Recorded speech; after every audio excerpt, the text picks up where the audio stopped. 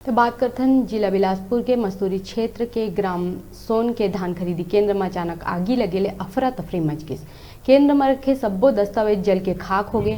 धान के स्टॉक में आगी लगत बाल बाचिस। बताया जावत है कि इन्वर्टर के वजह ले आगी लगे है।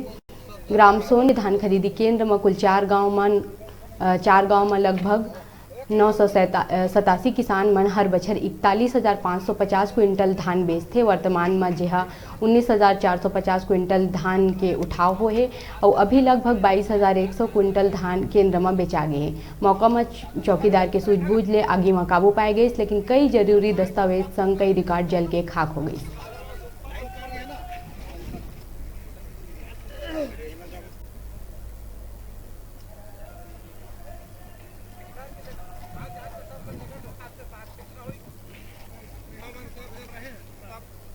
घटना हुआ है और सभी कागजात जल गए हैं और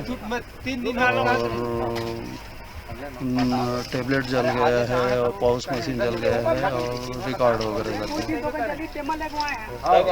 आग बुझाने के लिए मौके में किस प्रकार की सुविधा? आग बुझाने के लिए हमारे लोग दौड़े और मैंने बुझाने के लिए मैंने किए।